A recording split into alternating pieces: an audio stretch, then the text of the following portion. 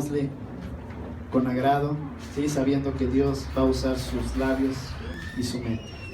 Hermano, que Dios te bendiga.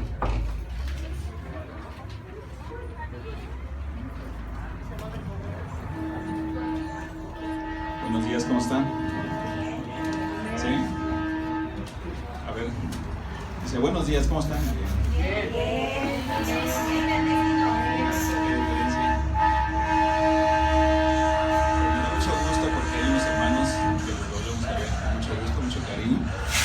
Invitados que vienen y a nuestros invitados, el próximo domingo vamos a tener el aniversario de la iglesia. Están invitados para el próximo domingo, así que están invitados a ver muchas cosas, no dejen de venir. Vamos a dar lectura a la palabra.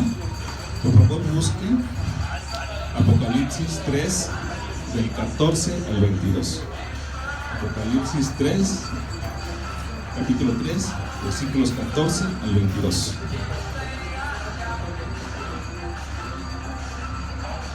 Conforme lo vayan encontrando, se ponen de pie por reverencia a la palabra.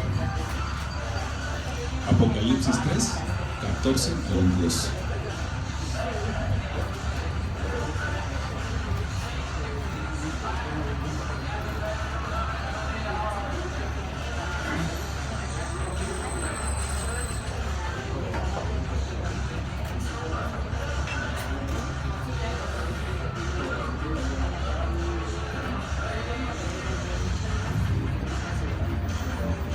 Vamos a dar lectura. Lo van siguiendo con su mirada, por favor. Yo voy a leer en voz alta. Es la iglesia de la Odisea. Y escribe el ángel de la iglesia en la Odisea: He aquí el amén, el testigo fiel y verdadero, el principio de la creación de Dios, dice esto: Yo conozco tus obras, que ni eres frío ni caliente. Ojalá fueses frío o caliente. Pero por cuanto eres tibio y no frío ni caliente, te vomitaré de mi boca. Porque tú dices, yo soy rico, y me he enriquecido, y de ninguna cosa tengo necesidad. Y no sabes que tú eres un desventurado, miserable, pobre, ciego y desnudo. Por tanto, yo te aconsejo que de mí compres oro refinado en fuego, para que seas rico, y vestiduras blancas para vestirte. Y que no se descubra la vergüenza de tu desnudez, y unge tus ojos con colirio para que veas. Yo reprendo y castigo a todos los que amo. Sé pues celoso y arrepiéntete. He aquí yo estoy a la puerta y llamo. Si alguno oye mi voz y abre la puerta, entraré a él y él cenará con él, y yo cenaré con él y él conmigo. Al que venciere le daré que se siente conmigo en mi trono, así como yo he vencido y me he sentado con mi Padre en su trono. El que tiene oído, oiga lo que el Espíritu dice a las iglesias. Padre bendito, ponemos este tiempo en tus manos, Señor. Que sea tu Espíritu el que hable, y que haya corazones dispuestos en este mismo Espíritu, para que esta palabra cambie nuestros corazones, nuestra manera de conducirnos en el día a día. Te damos gracias, Señor Jesús, por tu sacrificio y por tu gran celo. Gracias porque tú nos has amado. Gracias porque diste tu vida por nosotros. Gracias, Señor Jesús. Amén. Pueden tomar su lugar.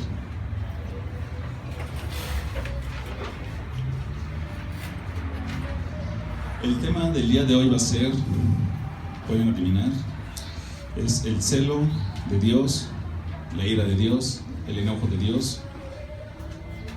Pero me gusta el nombre de el celo de Dios para con nosotros.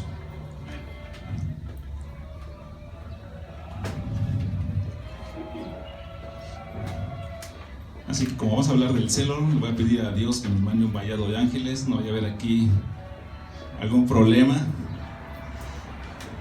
Hombres contra mujeres, padres contra hijos, hijos contra mamás. No, ¿verdad? Ese no es el celo de Dios. Tenemos que, en las relaciones familiares, y en todo tipo de relación, y en todo lo que hacemos, siempre cuando empezamos a hacer algo, cuando tenemos algún plan o queremos hacer algo, iniciamos como con muchas ganas, ¿verdad? Siempre, no, cuando nos casamos, la luna de miel, uy, qué bonito. Y sí es bonito. Y todo lo que iniciamos lo hacemos en un principio con mucha emoción, con una nueva esperanza de vida. Pero luego, ¿qué pasa? Las cosas se enfrían. Dice la palabra, ¿verdad? Que no seas ni frío. Que no seas, bueno, dice que seas frío o caliente. Pero ¿será que tengamos que ser fríos? ¿Qué nos dice la palabra? ¿Que seamos tibios? Que seamos calientes, ¿verdad? Entonces, en las relaciones interpersonales y familiares siempre hay altibajos. De estas siempre surgen sentimientos encontrados por la falta de interés hacia una u otra persona. Cuando nosotros iniciamos en Cristo, fue nuestro primer amor. Es más, a la iglesia de Filadelfia le dice, es que olvidaste tu primer amor. ¿Y cuántos de nosotros olvidamos ese primer amor? Cuando llegamos a Cristo, estamos tan enamorados del Señor Jesús por las obras, las maravillas que antes no veíamos y que empezamos a ver. Pero luego nos empezamos a enfriar, ¿a poco no? ¿Cuántos se han enfriado? Levanten la mano, ¿cuántos nos hemos enfriado? En un principio, ¿cómo era ese amor tan fervoroso? O sea, había mucho ardor. Era un amor impresionante. Porque Dios nosotros empezábamos a ver a través de los ojos espirituales. Y veíamos aquellas cosas que antes no veíamos. Y eso fue lo que nos enamoró. Y es como cuando la novia o el novio, ¿no? No piensas en otra cosa. Entonces este primer amor que es Jesús, al principio no pensabas en otra cosa y querías agradar a Dios y te metías en el servicio y hacías muchas cosas para agradar a Dios. Pero ¿qué pasa? Que luego nos enfriamos o nos ponemos tibios. ¿Y cuántas iglesias o se han enfriado o se volvieron tibias? ¿Qué hará falta? ¿Cuál será el ingrediente? ¿Será que una buena predicación? ¿O será que una llamada de atención? Les voy a poner un ejemplo. Si yo veo a un joven, no sé, entre 12 y 18 años, un joven, y si está cerca de un puente, y tú vas pasando por ahí, y sientes en tu corazón que ese joven va a tomar una decisión, pero algo te dice, el joven quiere tomar una decisión que para él es correcta, tal vez quitarse la vida, ¿no? Hay muchas formas, y el joven va a pensar que es correcto. ¿Y tú qué vas a hacer? Le vas a decir, no te quites la vida, Dios te ama. ¿Y le vas a dar una palabra? ¿O qué tendrías que hacer? Primero detenerlo. Te tiene que entrar un celo, ¿eh? Un celo, lo vas a jalar, vas a hacer lo que sea, pero no te quites la vida, porque en ese momento la palabra no va a entrar. En ese momento tienes que hacer algo que transforme su vida. A lo mejor tú lo vas a jalar y será suficiente. Suéltame, y se avienta. Te tiene que entrar un celo. ¿Cuántas veces hemos recordado un celo de Dios al grado de que, para corregirnos, qué tuvo que hacer Dios en su celo? Cuando mandó un diluvio, ¿se acuerdan?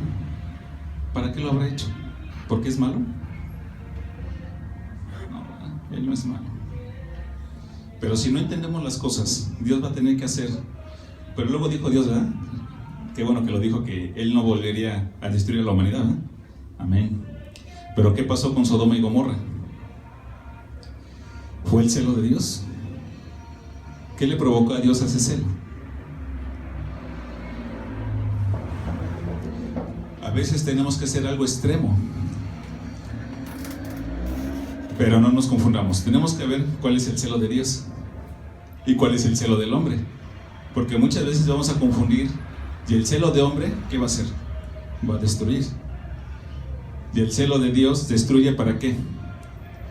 Para edificar. Destruye aquello que está mal, ¿verdad? aquello que está mal o abominable. Abominablemente mal, es lo que va a destruir. Porque Dios, en su misericordia, pues andas mal, pero te va a llamar la atención. ¿Y qué será mejor? ¿Que uno como padre le llame la atención a los hijos o esperar a que venga el celo de Dios? ¿Qué queremos? Primero nosotros, ¿verdad? Pero nosotros como padres, ¿cuál es el celo que tenemos para con nuestros hijos? Se lo voy a pasar. Y le paso una, y le paso dos, y le paso tres. Y luego de repente viene el celo de Dios. Y ya nos duele, ¿verdad? Como padres. O como padres, o como individuos, o como cristianos. A veces andamos ahí coqueteando con el pecado. Y cuando viene el celo de Dios a nuestra vida, hay muchas formas de coquetear con el pecado, ¿eh? Muchas formas, muchos colores, muchos sabores. Dice Santiago en el capítulo 4, versículos 4 y 5. Dice: oh almas adúlteras, ¿no sabéis que la amistad del mundo es enemistad contra Dios? Cualquiera pues que quiera ser amigo del mundo se constituye enemigo de Dios. ¿O pensáis que la Escritura dice en vano: el Espíritu que Él ha hecho morar en nosotros nos anhela celosamente? Entonces, ¿qué entendemos con el celo? Es un fervor, es un ardor, pero con un conocimiento verdadero. Porque en el mundo, ¿cuánto celo hay?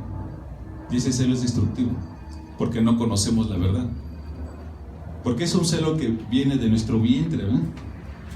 Es un celo que va a destruir. Pero ¿qué tal si conocemos la palabra? ¿Qué tal si escudriñamos la palabra? Y que cuando vemos que algo ya está fuera de lugar, ¿qué tenemos que hacer? ¿Esperar a que Dios intervenga? ¿O celosamente nosotros intervenir para edificar, destruir aquello que está mal y poner a Dios en nuestra vida? ¿Cómo ven? Por ejemplo, aquí tengo algunos ejemplos. El pecado en el que tenemos más peligro de caer en relación con la palabra de Dios es dar la gloria, honor, afecto e interés a cualquier otra cosa antes que a Dios. ¿Sí? Híjole, me van a correr del trabajo, mejor voy a trabajar, ¿verdad? Me da miedo, tengo temor a otras cosas. Y van a pasar muchas cosas en mi vida que voy a tener temor a otras cosas, pero no de Dios. No soy temeroso de Dios. ¿Será que el celo tiene que ver con la envidia en el mundo? ¿Cuántas veces celamos algo que tiene alguien? Y somos envidiosos. Y resulta que a lo mejor alguien está estrenando un carro nuevo, pero me cae mal. Entonces tengo envidia. Hay quien dice que tengo envidia de la buena, ¿verdad? O cuando alguien acaba su universidad y alguien lo envidia. Ese es el tipo de celo y de envidia que hay en el mundo. Pero cuando alguien va y se bautiza, nadie le envidia, ¿verdad? Ya se bautizó el hermano, qué bueno. Pero nadie tiene ese celo de las cosas de Dios. Y tenemos de las cosas que están en el mundo, y celamos las cosas del mundo. Y tememos aquellas cosas del mundo. Y esas cosas del mundo las vemos grandes. Y todo nos pasa con las cosas del mundo. Pero ¿será que sí tememos de Dios? ¿Tememos de la ira de Dios? Bueno, entonces dice que son todas aquellas cosas que anteponemos antes que a Dios. Por ejemplo, el orgullo hace del yo un Dios. ¿Cuántos tienen un Dios en sí mismo? Que yo para todo. O que soy extremadamente egoísta.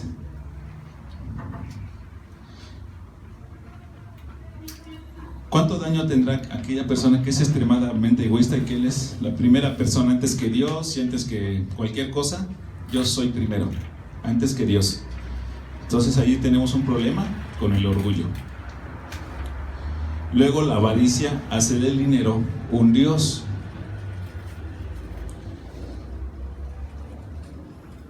¿Cuántas personas, cuántos cristianos tenemos miedo de quedarnos sin dinero? ¿Cuántas veces Dios les dijo a los israelitas cuando estaban en el desierto: no guarden nada para mañana? ¿Y cuántos guardaron? Ahorrar no es malo. El problema es que tu seguridad esté en el dinero y no en Dios. ¿Sí se acuerdan cuando les daba Dios de comer todos los días en el desierto? ¿Y cuántos israelitas guardaron comida para otros días? Y eso, ¿a qué llevó a Dios? A un celo, ¿verdad? Y los dejó sin comer, ¿no? O los castigó. ¿Por qué? Porque estaban cayendo en un peligro de poner su confianza en el dinero o guardar provisiones y dejar de depender de Dios. Entonces, cuando guardamos dinero, porque dice, ¿verdad?, en lo que acabamos de leer,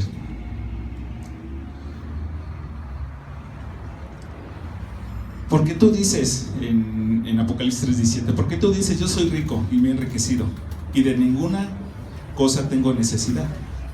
Y cuando hacemos eso, dejamos de depender de Dios, ¿verdad? ¿Dónde queda Dios? Por el dinero. Pero ¿cuántas personas ponemos nuestra confianza en el dinero? ¿Cuántos van a decir, yo no voy a gastar, porque entonces ¿qué va a pasar conmigo el día de mañana? Y entonces dejamos de confiar en Dios, ¿verdad? Y nuestro miedo pasa a ser, o nuestro temor pasa a ser, quedarnos sin dinero. Qué tremendo, ¿verdad? Porque todos lo hacemos así. Otra de las cosas es, dice, la sensualidad hace del vientre un dios.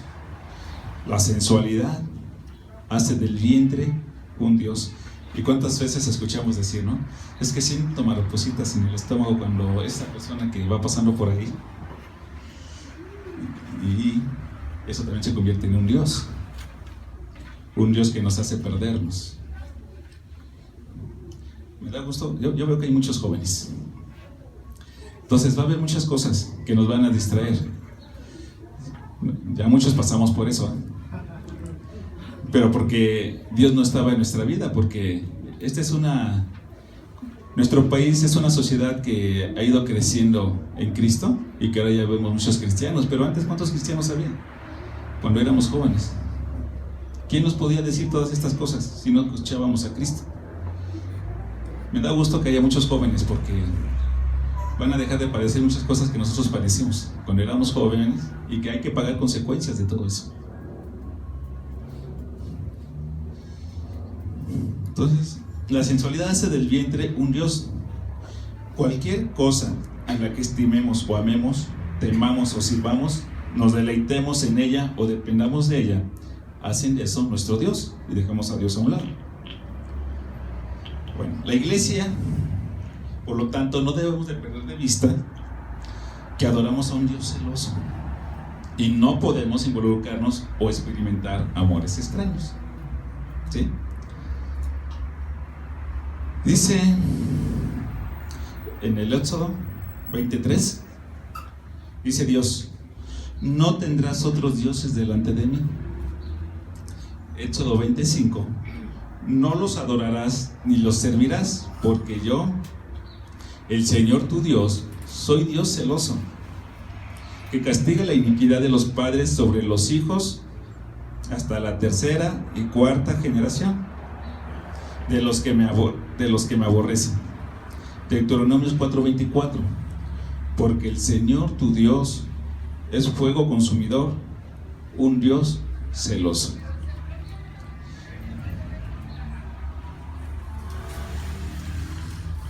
¿Cuál sería el ingrediente?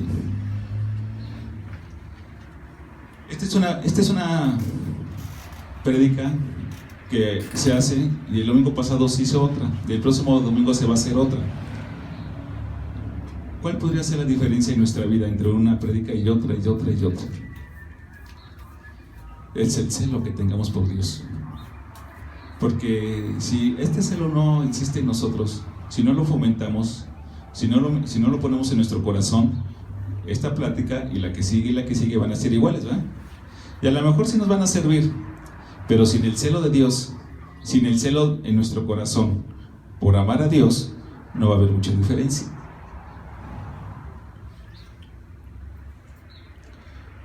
Entonces, ¿qué decíamos que era el celo? ¿Alguien me puede decir? Usamos dos palabras, básicamente. Es un fervor, es un ardor, algo que puede hacer cambiar, algo que está mal. Cuando nosotros éramos niños, ahorita los niños están en clase, pero ¿cuántas cosas envidiamos de los juguetes? Pero nunca nuestros papás nos hicieron un correctivo de decir, no envidies, ¿verdad? Yo me acuerdo que nuestros papás nos decían muchos de los mandamientos, ¿verdad? No codiciarás, no envidiarás, pero como que no le dábamos sentido, porque había celo en ellos cuando nos lo decían. No había, o sea, nada más era así como que era sin que hubiera un fruto, si nada más lo decía por decirlo. Pero sí hay que marcar diferencia. ¿Cuál sería la diferencia entonces si yo veo que un joven está en un puente y él toma la decisión correcta de tirarse por el puente? ¿Cómo yo tendría que obrar? Piensen en esto un momento.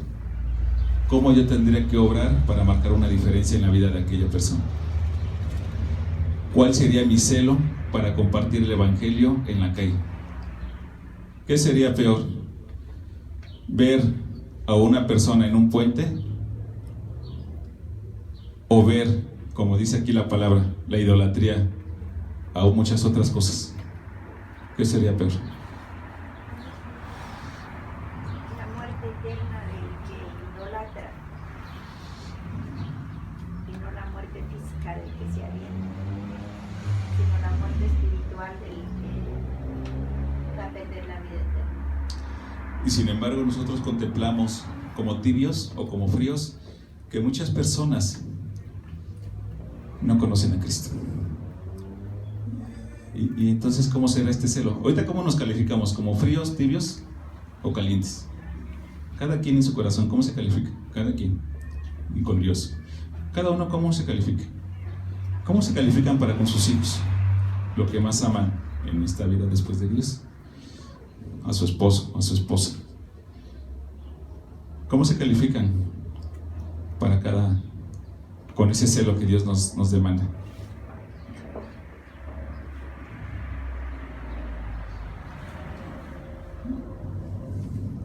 Bueno.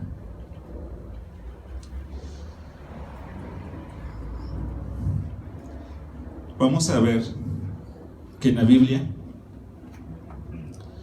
podríamos decir que Dios en su naturaleza es celoso para cuidar de nosotros. Es un cuidado que tiene Dios. Pero es un cuidado como que, mira, aquí está la Biblia, ahí te la dejo, dice Dios, escudriña las Escrituras, o cómo sería ese celo de Dios. Mira, si no lo haces, no, más bien. Y como no lo has hecho, ahí te va, ¿no? Ahí te va mi amor, ahí te va mi disciplina, ahí te va mi sabiduría.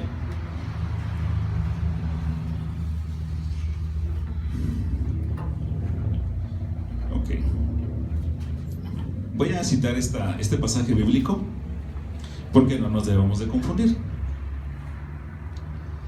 Nosotros podríamos llamar la atención a nuestros hijos con mucho celo y nos podríamos equivocar en ese celo. Si es humano, sí. Si es humano, sí. Normalmente, ¿cómo lo hacemos? Como Como humanos, ¿qué tendríamos que hacer para que ese celo de nuestros hijos, en aquellas personas que amamos y estimamos, cómo debiera de ser? Tenemos que ir a la verdad.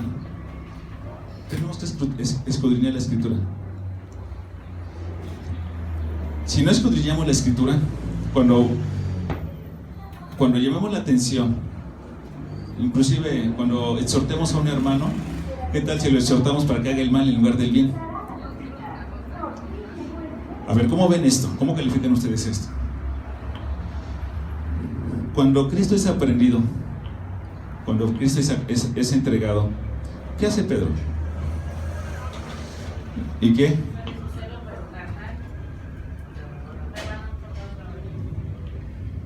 Le rebana, le mocha la oreja, ¿no? Y todavía no se conocía el mocho orejas en ese tiempo. Pero ya había uno.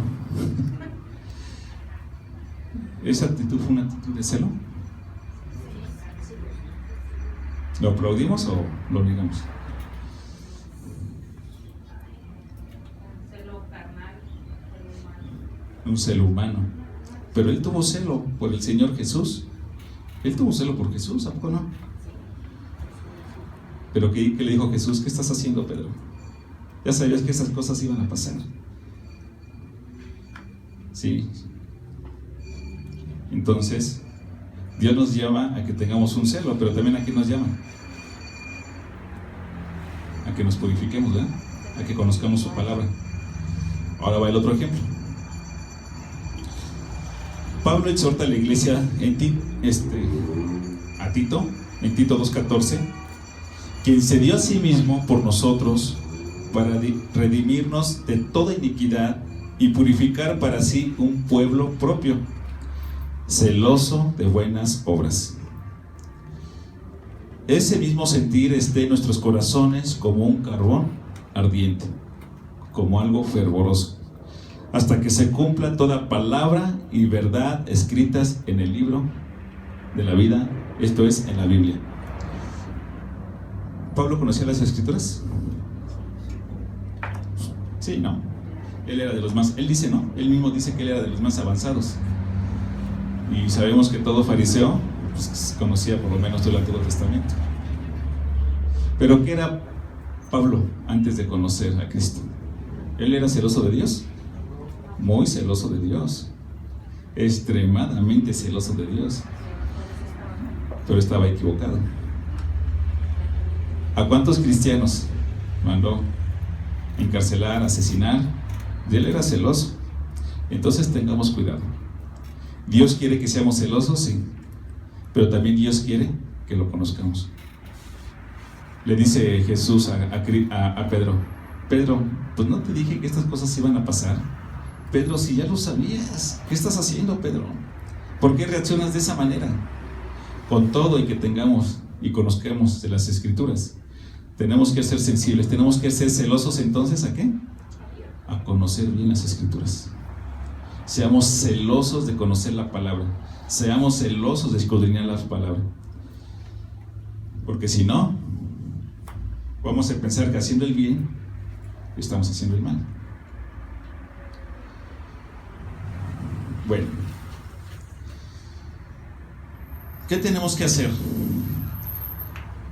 ¿Qué hizo Cristo cuando... ¿Dónde se muestra Cristo en su celo? ¿Sí se acuerdan de ese pasaje bíblico? ¿Qué hizo Cristo? ¿Qué estaban haciendo en el templo de Dios? Andaban vendiendo. ¿Y qué le pasó a Jesús? ¿Entró en un celo? ¿Ese celo era bien? ¿Era bueno ese celo? A ver, vamos a leer Juan 2:17. ¿Qué dice la Escritura?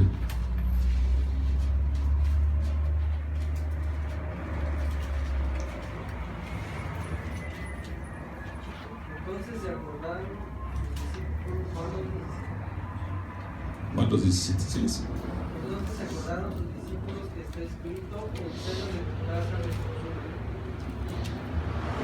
Sí. Cuando Jesús entra en celo, ¿era el celo por quién? Por su Padre, ¿verdad? ¿Cómo era posible que ahí estuvieran vendiendo y haciendo negocio? Porque dice, este es casa de oración. Lo que les quiero decir es que cuántas veces llegó Cristo y les aventó las cosas y se enojó y ¿qué dirían los fariseos? Ay, qué payaso, ¿no? Ay, que se exagera, ¿no? Qué bárbaro, ¿no? O sea, ¿tanto para qué? ¿Saben por qué? Porque luego nos acostumbramos a venir a la iglesia y vemos todo normal y no hacemos nada. ¿Qué tendríamos que hacer en nuestra iglesia? A que vinieran hermanos celosos y que les dijeran: hermana, salió a evangelizar. ¿Por qué no lo hizo, hermana? ¿Sabe que lo tiene que...? Y me pongo así, ¿no? ¿Y qué dirían? Pues, hermanos, que nunca lo hacemos. pero ¿cómo es posible? Si para esto es la iglesia. ¿Cuál es el propósito de la iglesia? Que nos vengamos, aprendamos una palabra, salgamos bien. ¿Cuál es el propósito de la iglesia? ¿Verdad? Alcanzar almas, ¿verdad? Para el reino. Ese es el verdadero propósito. Pero nos acostumbramos. ¿Qué pasaba en esa casa de oración? Todo el mundo llegaba, vendía, todo el mundo hacía lo que siempre hacía y siempre era igual. Y nadie se percataba que todo estaba mal. ¿A quién le entró ese celo? Me van a decir que, porque era Jesús. ¿Por eso? ¿No nos llama a Dios a que tengamos todos ese celo? Y si nosotros leemos las Escrituras, nosotros podríamos decir, lo que dice el hermano Aarón es correcto o es incorrecto, pero ya con un celo del conocimiento de las Escrituras. Pero yo no puedo hablar en mi celo y decir, oiga hermano, lo que usted dice no está bien, o sí está bien, porque no conozco las Escrituras, ¿verdad? Entonces yo debo de tener un celo, de veras, créanme, hermanos, cada uno de nosotros tenemos de tener un celo por escudriñar las Escrituras, y nada más escudriñarlas y vivirla, ¿verdad? Si la Escritura me dice, sí, yo estoy convencido de que tengo que evangelizar, pero si no lo vivo, si no lo hago, ahorita estoy en la casa aquí de nuestra hermana Fabiola, de aquí todos nos reunimos, aquí está Dios en medio de nosotros. Pero cuando estamos cada quien en nuestras casas, se nos va a salir una grosería ahí, un pecadillo por ahí.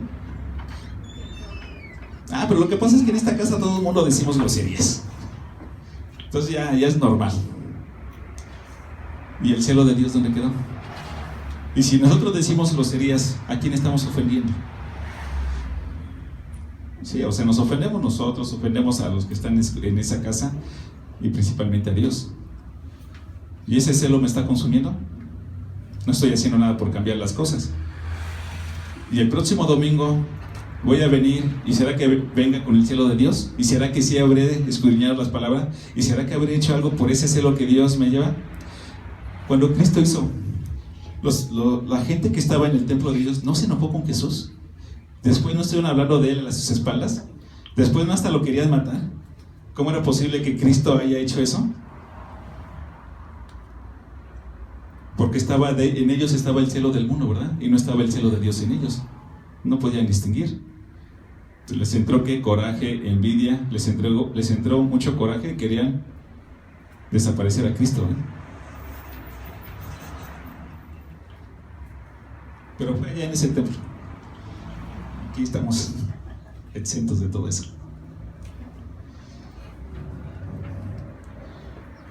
Bueno, pero les voy a dar la buena noticia. En el pasaje que leímos en nuestra lectura, Dios nos da la solución. Aquí dice, por lo tanto, Apocalipsis 3:18. Vamos allá, Apocalipsis 3:18. Esta es la buena noticia, que siempre Dios nos da la salida. Por tanto, yo te aconsejo que de mí compres oro refinado en fuego, para que seas rico, y vestiduras blancas para vestirte, y que no se descubra la vergüenza de tu desnudez, y unge tus ojos con colirio para que veas. ¿Cuántos consejos nos da Dios aquí? ¿Cuántos son? Jesús, son 3 consejos. Número 1, ¿quién me lo dice? Que compres oro refinado. Ese es 1. En fuego. Número 2. Y número 3. ¿Qué es el colirio? Ahorita lo vamos a ver. Este consejo me lo da Jesús. Entonces vamos a ver qué dice la palabra.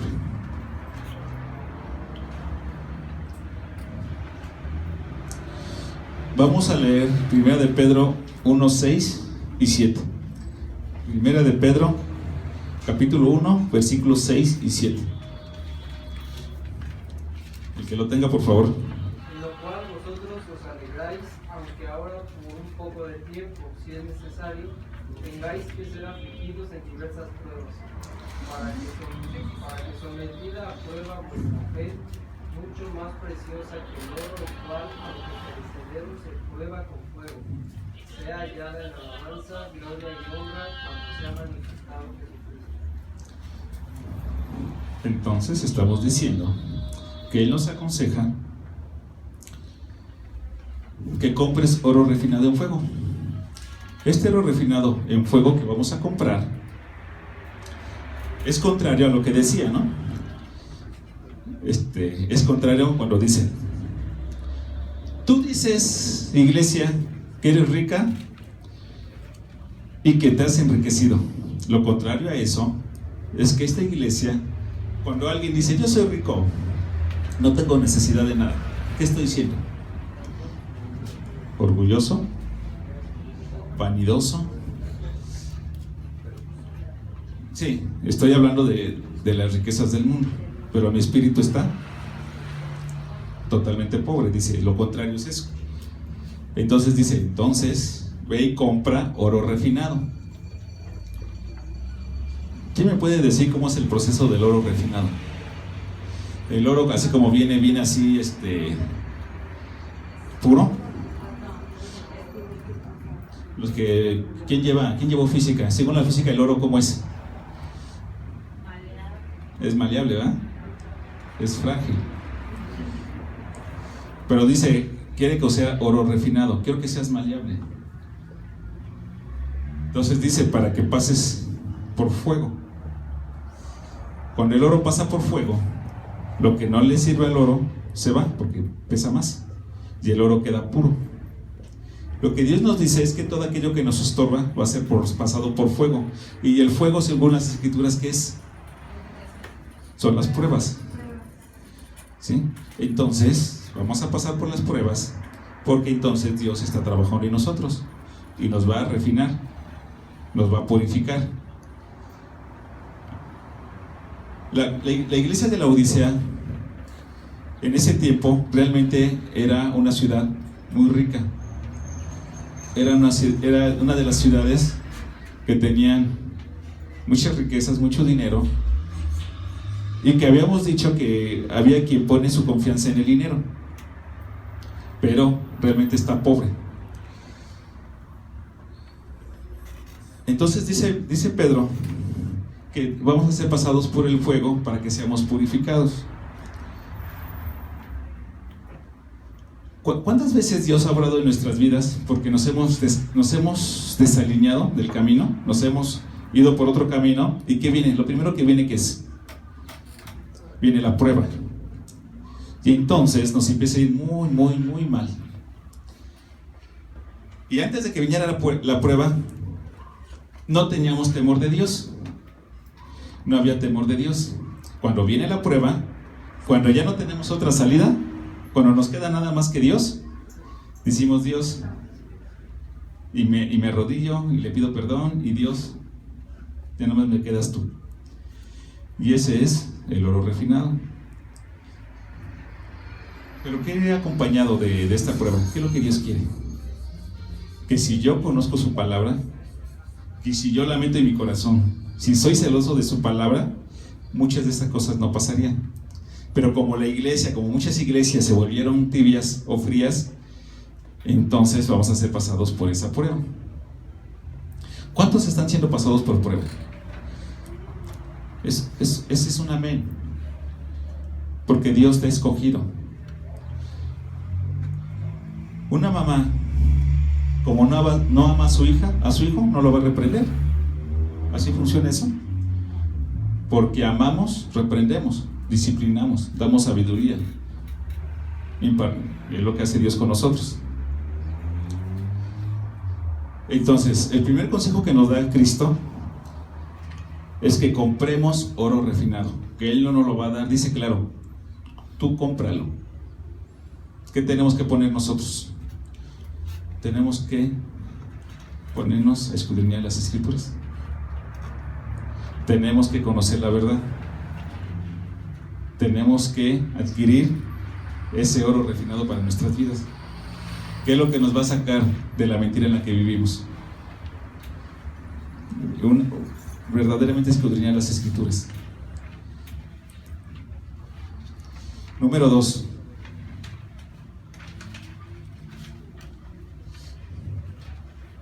Entonces, el número 1, vimos la cita primera de Pedro 1, 6 y 7. Número 2. Es que las vestiduras blancas para vestirte y que no se descubra la vergüenza de tu desnudez. ¿Qué significarán estas vestiduras blancas? Veamos qué dice Apocalipsis 19, 8 y 19, 14.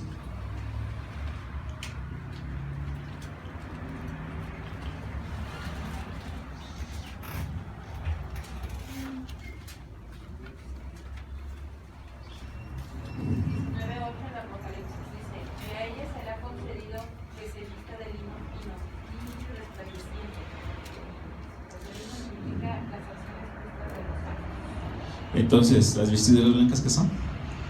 Las acciones justas. Es la justicia que Dios nos ha hecho. Entonces, Dios quiere que esas vestiduras blancas es su justicia en nuestra vida. ¿Qué es lo que nos hace justo a nosotros? ¿Qué es lo que nos purifica? La sangre de Cristo. Cuando nosotros creemos en Cristo, una de las cosas que pasa en nuestra vida es que Dios nos hace justos. Y Él entonces nos da sus vestiduras blancas. ¿Qué tenemos nosotros que hacer? Mantenerlas sin mancha, mantenerlas sin pecado.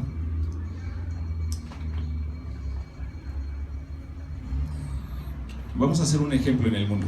¿Cómo funciona esto? ¿Podrán ustedes decir que cuando Cristo le dijo, dice el Antiguo Testamento, que si tú vas y te metes con la mujer de otro o al revés, adulteras, ¿verdad? Pero ¿qué dice Cristo? Basta con solo mirar y codiciarla, ¿verdad? ¿Sí dice?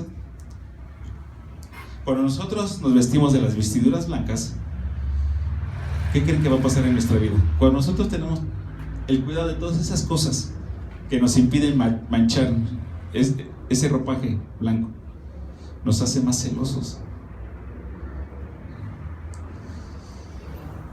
Cristo dice, el Antiguo Testamento dice, si tú te metes o codicias la mujer de tu prójimo, estás adulterando.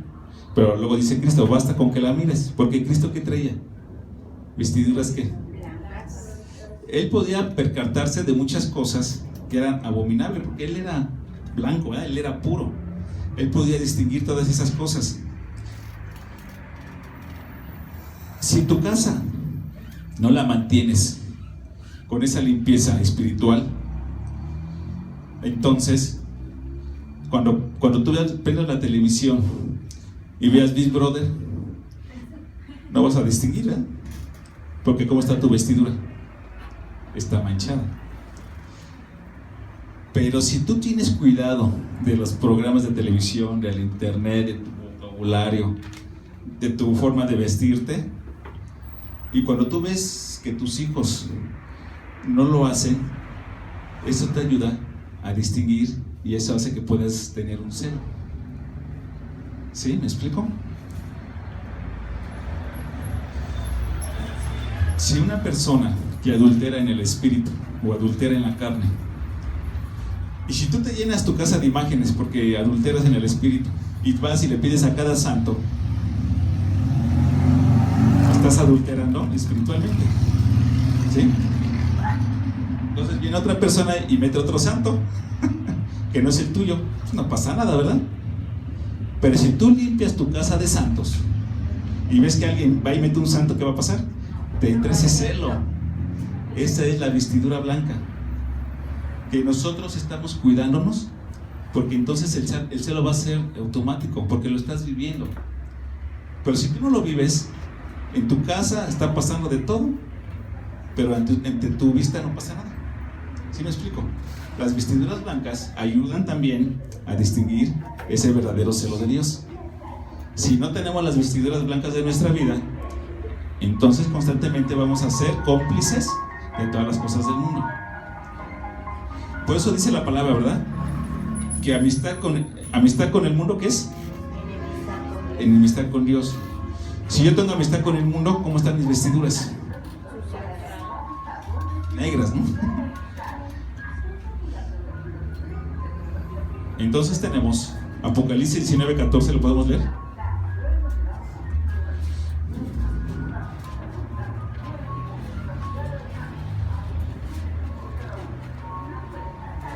Los ejércitos celestiales vestidos de lino finísimo, blanco y limpio, le seguían en caballos blancos. Y los ejércitos celestiales, vestidos de lino finísimo, blanco y limpio, le seguían en caballos blancos. ¿A quién seguían? A nuestro Señor, ¿eh? A Jesús. ¿Quiénes son esos ejércitos? Nosotros. Somos nosotros. ¿O hay alguien que no lo sea? ¿Por qué lo somos? Porque creemos en Cristo y la sangre de Cristo es la que nos limpia. Pero sin embargo Dios quiere que nos mantengamos limpios, ¿verdad? Porque alguien pagó el precio. ¿Quién es ese ejército que se vistió de lino fino, blanco? Debiéramos, o somos nosotros. Ok, entonces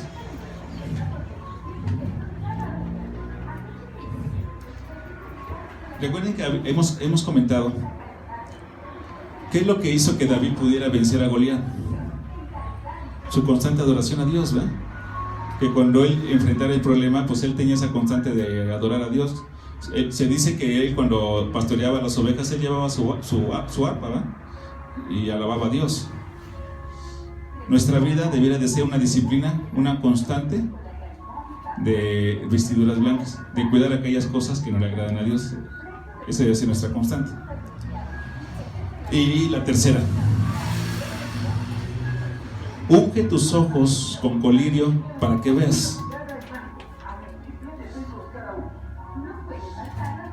El ungir los ojos con colirio para vencer el espíritu de la Odisea. Dice aquí que el colirio era un medicamento para poner sobre los ojos y tenía la consistencia de barro. O sea, al ponérselo en los ojos, uno no podía ver nada. Esto es exactamente lo que necesitamos hoy en día: dejar de andar por vista y empezar a andar por fe. Veamos qué dice 2 Corintios 5:7.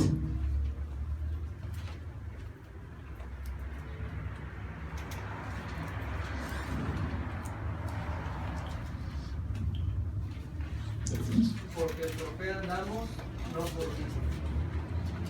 ¿Cómo andamos? Porque si andamos con vista, ¿qué va a pasar?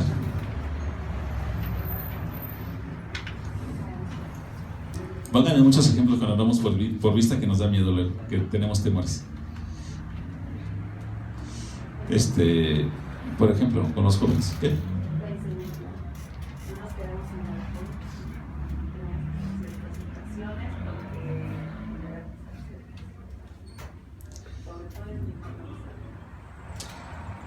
A mí me ha pasado, porque a todos nos pasa, pero luego no nos damos cuenta. Vienen los exámenes para entrar a la prepa, para entrar a la secundaria, para entrar a la universidad, y todo le tenemos un temor a todo eso, porque dejamos de hacer las cosas de Dios, ¿verdad? Porque creemos que eso es prioritario, ¿sí o no? O sea, ¿dónde estamos mirando? Sí, tenemos que hacer el examen, tenemos que hacer nuestros exámenes y seguir creciendo aquí en la sociedad, pero nunca dejar de mirar a Dios, porque entonces andamos por vista y no por fe. O sea, yo no digo que crean en Dios y van a pasar a la universidad, ¿verdad? O sea, simplemente tenemos que cumplir, ser disciplinados, estudiar y hacer lo que tengamos que hacer. Pero ¿cuántos jóvenes cuando van a decir, viene el examen de la universidad? Hablo de los cristianos, no hablo de los que no son cristianos. Viene el examen para entrar a la vocacional, a la prepa. Voy a hacer el examen para entrar a la secundaria. ¿Cómo se ponen los jóvenes? Jóvenes, ¿cómo nos ponemos los que fuimos ya jóvenes?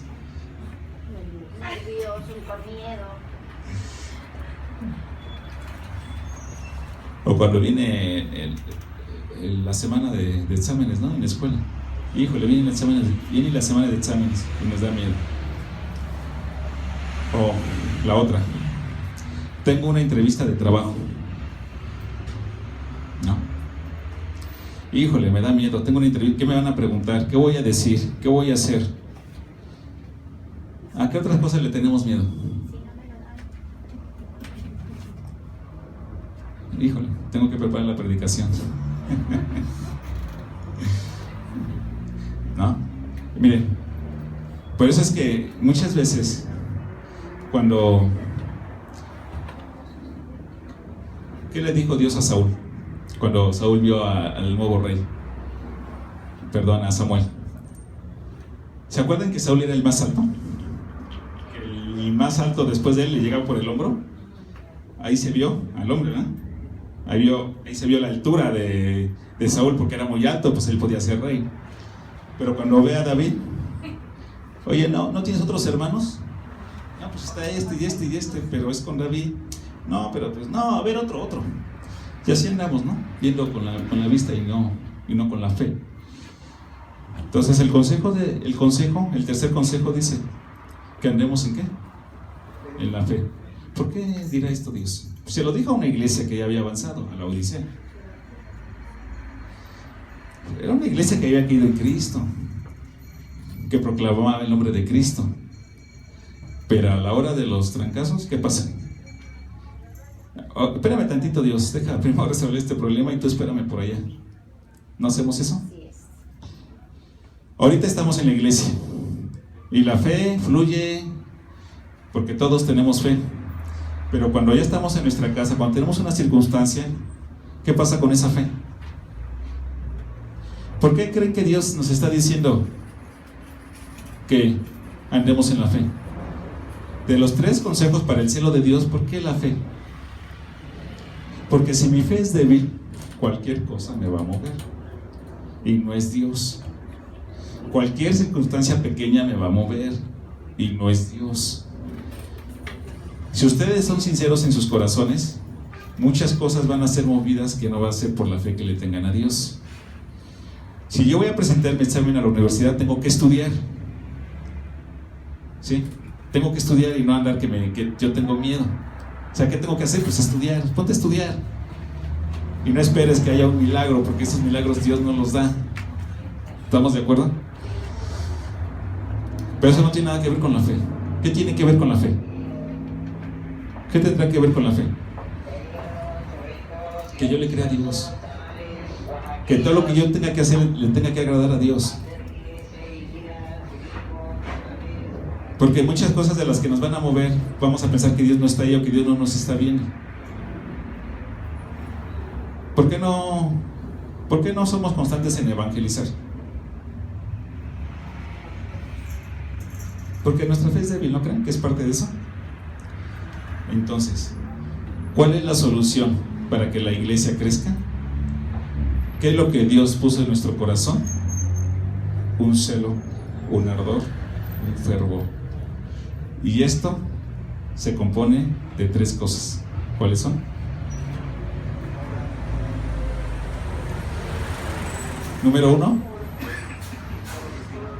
es que vamos a pasar por las pruebas, vamos a comprar, vamos a ponernos a leer las escrituras, vamos a escudriñar las escrituras, vamos a vivirlas para que sea oro refinado. Leer las escrituras, escudriñarlas está muy bien, pero si no las vivimos, el oro no es refinado, pasada por fuego, ¿verdad? Número 2, nuestras vestiduras blancas. Y número 3, andar en fe, ungirnos en colirio, andar por fe, no andar por vista. Ese es el celo con el que vamos a andar. Y esperamos que para la siguiente semana Dios haya obrado en nuestros corazones celosamente.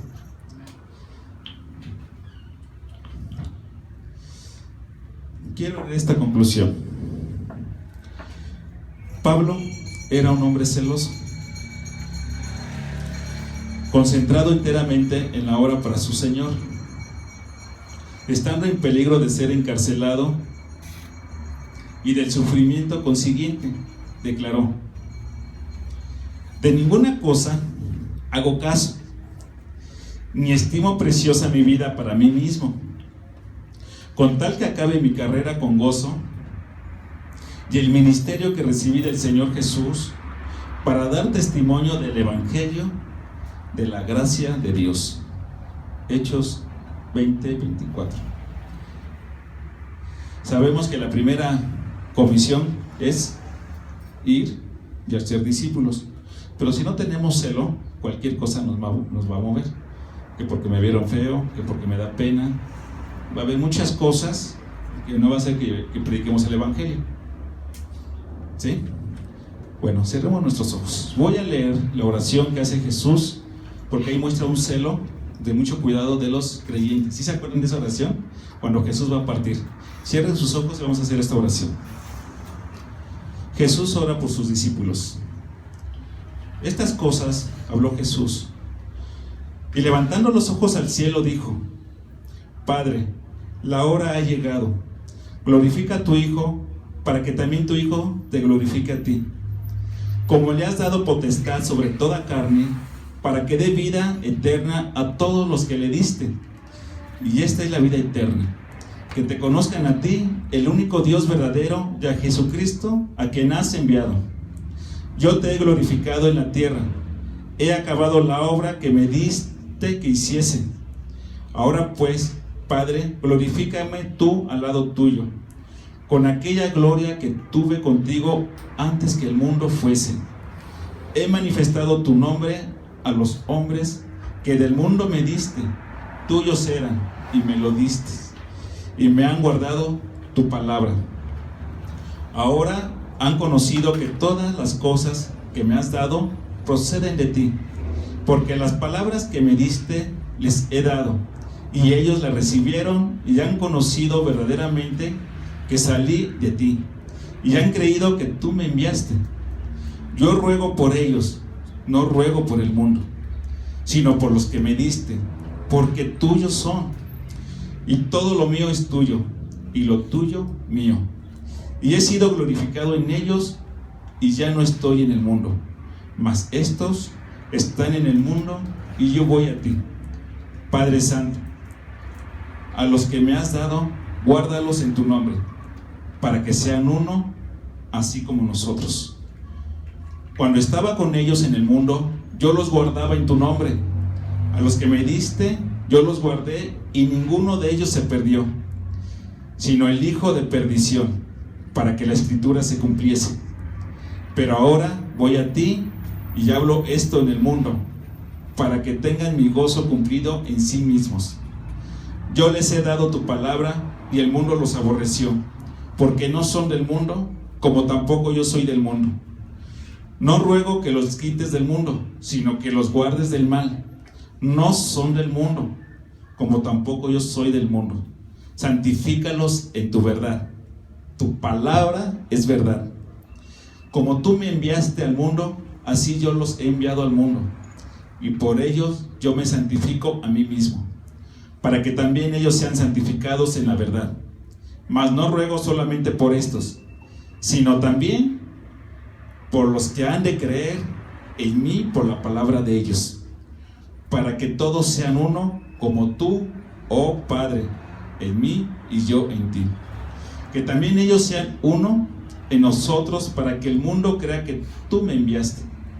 La gloria que me diste yo les he dado, para que sean uno, así como nosotros somos uno, y yo en ellos y tú en mí, para que sean perfectos en unidad, para que el mundo conozca que tú me enviaste y que los has amado a ellos como también a mí me has amado.